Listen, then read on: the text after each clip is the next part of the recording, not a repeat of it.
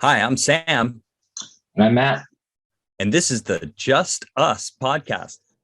Where's just us? All All right. right.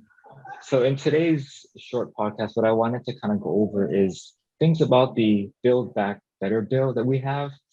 It's pretty confusing. There's a lot of stuff. If you want to check out more, you can check out the article that I linked below and a short video I did. But what I wanted to harp on today is the things in the bill that will affect us as two husbands, fathers, things that are going to kind of affect our life and our profession, as Sam is a licensed real estate associate. Is that right? I'm a real estate agent, a realtor associate. Yeah. Realtor Yeah. associate, there we Yeah. go. And Right. I work in health insurance. So Uh-huh. people have a house, people need insurance for health, right? So pretty applicable things.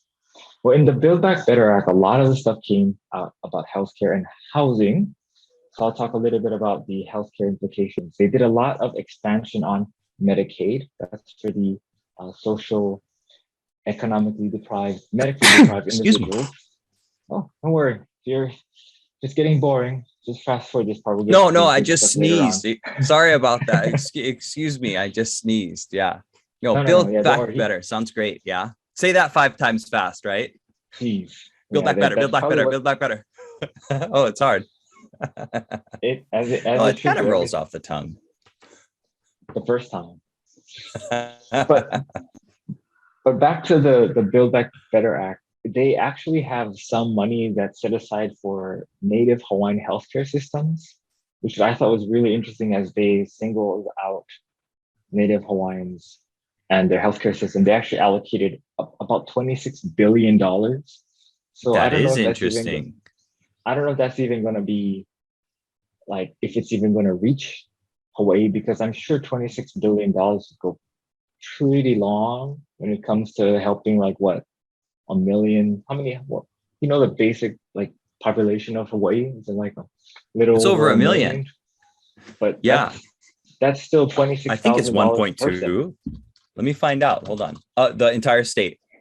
Yeah, for the state of Hawaii, they're allocating $26 billion to infrastructure for One Native point, Hawaiian health. pardon me, there are 1.4 Oh, million people in Hawaii.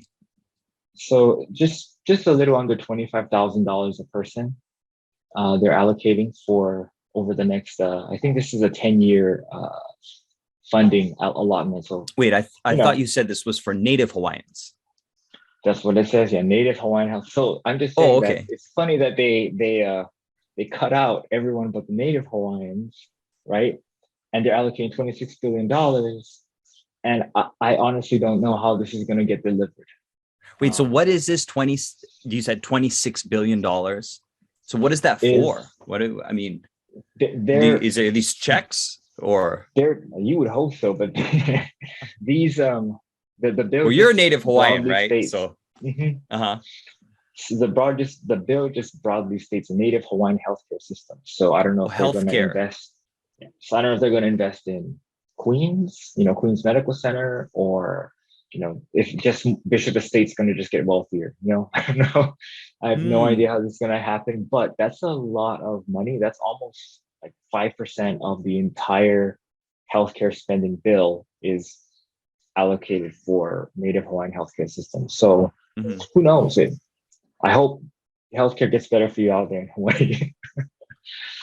The Interesting. Well, other, yeah, good for them. And then did they allocate money for other types of indigenous peoples around the United States or just Hawaii specifically? Hawaii was the only one that was singled out. Native Hawaiians were singled out. They're the only, I don't know, ethnic group, Native American group. Like they didn't allocate any more to the Native American slash Indian tribes or anything like that in this bill. It's just for the Native Hawaiian healthcare system. It's odd. I subscribe to a lot of these newsletters from like Hawaii Business News Now and Hawaii Mhm. Business Insider, and none of them said anything about it. So I'm just wondering if no one had time to read it or if they really don't think this is gonna pass. It's gonna get Yeah. struck down at the Senate or something. But it is interesting, and whoever wrote it in the system or wrote it to get this far, they're a really big proponent for Hawaii. Because, like I said, it's not like we're being bunched in with, the other native ethnic groups in America. It's just Native Hawaiians. They're the only ones. Other thing that Hmm. is interesting in this bill in the healthcare side is that Medicaid is expanding to home health assistance. So traditionally, Medicaid, as I know it, and maybe as you know it, is nursing home care. You get Medicaid. A lot of people who are just for mostly for the elderly or for children, right? They get home health now has been expanded by $150 billion. So what that means is there'll be more care that Medicaid will be able to deliver in the home without having to pull them out and put them in the nursing home. So traditionally, Medicaid wouldn't be able to help, like if grandma needed, um, a new shower or a shower that had guardrails and had to rebuild doors to be wider for wheelchairs. Now Medicaid is having more money to do those types of things for people to remain in the home longer, which will potentially save Medicaid money from the $14,000 a month nursing home. So Wow. different. So Yeah. Medicaid could actually help people invest in renovating their bathroom or other type of things that would facilitate aging in place. Correct. Remarkable.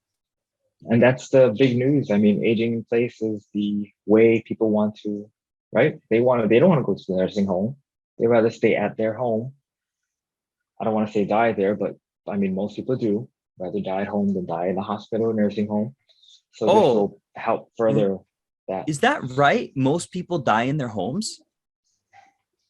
No, most I people don't. want to die in their home. Oh, okay. Well, they want to live most of their life in their Yeah. home, but Yeah. yeah, I think when it really comes to the very end, people don't want to die in their homes because it hurts the Oh, marketability of their property, right? there you go. I Yeah, guess a lot of people don't coming from a want. realtor. Yeah, a Yeah. lot of Yeah. people don't want to actually die in the house itself. I mean, yeah, they want to stay at Right. home as long as they can, but That's right. yeah, Because if there's a death in the home, that has to be disclosed in most states, right? yes, yeah, in the state of Hawaii, that is something I don't know about. I don't know about other states, but yeah, No, because there are a lot of I people remember. who Yeah. are affected by that emotionally, right? Right. Right. They don't want to be in a house where someone died before. That's why a lot of people want new homes, right? Or that they're really conscious of like the fact that someone lived there before, and I'm sure it'll affect their buying decision if someone had died in the home before, Yeah, right? well, I mean, people can't. A lot of people don't want new homes for a number of reasons. The resale is very popular, but yeah. Oh, not to go dwell on that one point though. No, no, It's no. interesting what you're saying. So, in your opinion, do you feel like what you know about this Build Back Better bill is going to be beneficial? Is it good? I mean, is it going to help Native Hawaiians on the mainland? I heard there's more Native Hawaiians on the mainland than there are in Hawaii. I don't know if that's true. I don't know if that's true or not too, but I hope that it does. A lot of the gaps, I guess you could call in the healthcare system is the delivery. It's not really, I mean, the government states have done a lot to give people access to insurance, right? Health insurance. If you don't have health insurance, especially in Hawaii, you don't have health insurance, it's easy for you to get. But transferring that insurance to being able to see a doctor that's nearby, convenient, has open availability, that has been one of the major problems. And that's why they don't have these in Hawaii yet, but we have what's called express ERs. They're like standalone emergency rooms that are everywhere. There's one like literally right across the street from where I am, and they bill like an emergency room. So really expensive.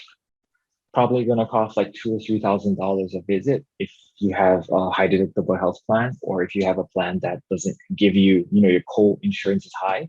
Mm-hmm, mm-hmm. And they're popping up everywhere because no one can get an appointment with a primary care doctor. And a lot of plans out here anyway, where I live in Texas, they're all HMOs. And without a visit to your primary care doctor, you can't get anything on an HMO plan. So if I move here, like I did, have to find a new primary care doctor just to get my prescription medications. The ER is the one of the only places you can actually go to get refills, to get things, because the ER is accessible and the insurance has to cover it, but your copay may be five, six, seven, $2,000, who knows, because it's just so difficult to receive the care. So I'm hoping that, this $26 billion will boost the accessibility to receiving care from doctors versus getting, we insurance is fine. The insurance companies, they don't need any more money. Like, as I work for insurance companies, but honestly, there has been a lot of investment in the insurance industry. So we should probably invest more in medical infrastructure than medical insurance, unless the medical insurance companies were going to build more physical infrastructure. You know what I mean? Like, if they're going to prop up more hospitals, if they're going to open up more clinics, if the insurance companies were going to do that, then we can put more money into the insurance companies. But until they do stuff like that, like Kaiser, how they, they're an enclosed system, they're insurance company and medical providers. If you have a lot of those systems, build up more of those systems, then I feel like it's okay. We can invest more. But I feel like as of now, the insurance industry has sucked up enough resources so that we can start building in more doctor visits. And the internet has made it really good. Like, I don't know if you've ever used a virtual doctor visit before. Oh yeah, you mean like telehealth? Yeah, like telehealth. Right. Super easy, right? Super easy. Yeah. I mean, I noticed that some doctors just opt to have a telephone call with you, right? Rather than jumping the hoops and like we're doing now with Zoom and whatever. And I've heard doctors talking about certain sort of compliance or regulation issues about this or that platform or whatever.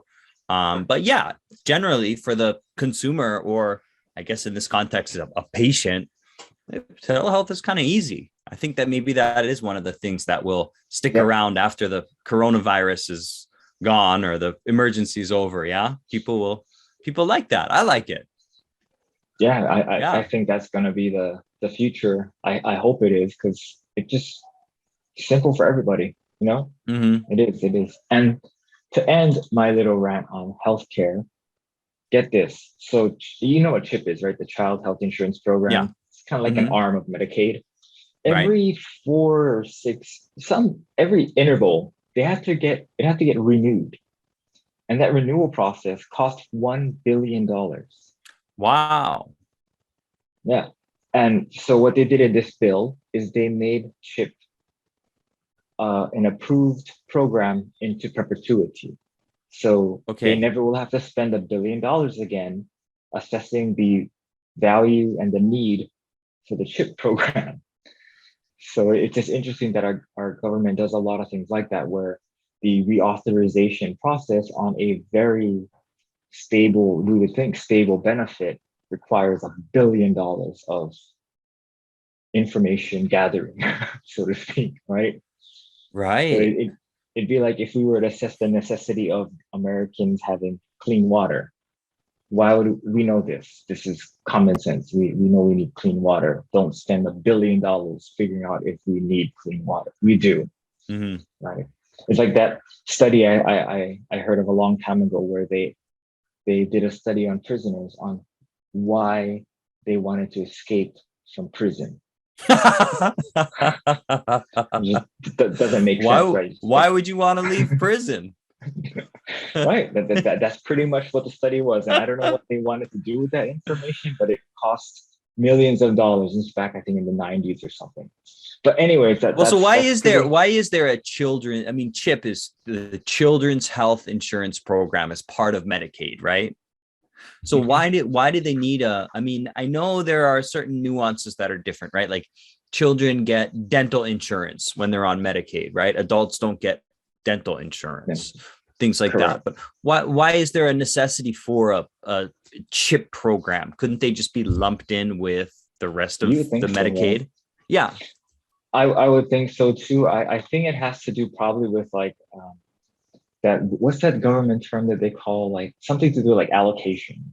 Like it's where there's a certain amount of money that has to go to children's, and then that's why they have a separate program for them versus like Medicaid, which you would think, well, to be on ship, you kind of are already lumped into Medicaid, right? So it really doesn't make sense. And that's what I'm talking about. There's a lot of duplicity, a lot of unnecessary things. It'd be way easier. Like, I won't talk about it now, but like the ACA to me is unnecessary. You just lump everybody into Medicare. Like, that would be way easier. Instead of having people buy coverage from healthcare.gov, just have everybody buy under 65 Medicare plan. That'd be easier. Just have all the resources that went from the ACA into Medicare, and then have Medicare have an under 65 division, which would be a branch of the ACA, and then Medicare would manage all of it. Because the one thing that they're like, oh yeah, but 65 and older, they have different needs and whatever. That's just very true. But the ACA was built off of Medicare's coverage guidelines. So they could have just used the same coverage guidelines, eliminated the ones for people who are under 65, and then put it for those. It's kind of like what CHIP is, right? CHIP is like, well, we're going to take all the coverage that we got in Medicaid, and then we're going to add a little bit more for kids. So Mm. that's essentially what's happening. And then they could systematize all of it and prevent, or at least eliminate, a lot of the duplicity of all these different programs, because a primary care doctor visit is a primary care doctor visit, no matter which insurance company you have. Yet every single insurance company and insurance, like VA, TRICARE, Medicare, Medicaid, CHIP, it's all a different process for the doctor to do. Even though it essentially is the same thing for a patient, same thing for the physician, when they go and do the insurance part, they have to know all 7 different ways to bill this and what these 7 different associations or agencies require to bill this. And then it gets even more confusing because CHIP, Medicare, and Medicaid are all managed by private companies, which each Mm. have their own separate guidelines, which have to both meet the federal guidelines and the state guidelines. So it's very, very, to me, there's too many steps to get from point A to point B.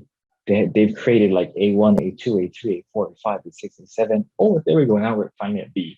So for healthcare, like I said, I don't get too crazy, but that's kind of where I see, to harp on your point about CHIP, why is it even necessary? There's a lot of stuff in the healthcare matrix that is just a duplication of services. And I mean, people would lose jobs. I get that. There's probably a million people working in the CHIP offices right now whose jobs depend on the CHIP program's continuation. But honestly, it is a lot of duplicity, and maybe they could absorb some of their services because they're the same service.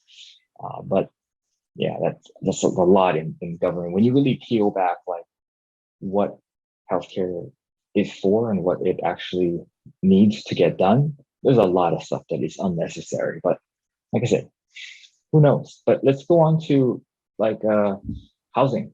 And there's $400 billion going into housing, making housing more affordable, making housing mortgage more accessible, increasing the borrowing amounts that people can get.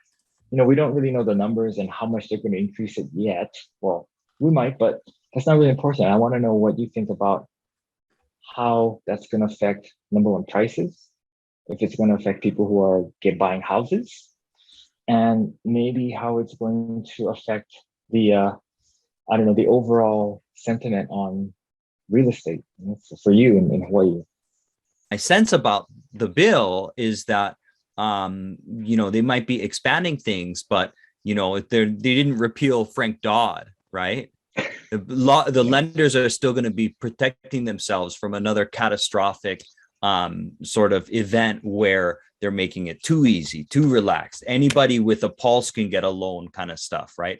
We don't want to see that moving into. Guys, be sure to come back next week where we have more about Sam's discussion about his take on the real estate and housing as it pertains to the bill and just the overall sentiment of the market.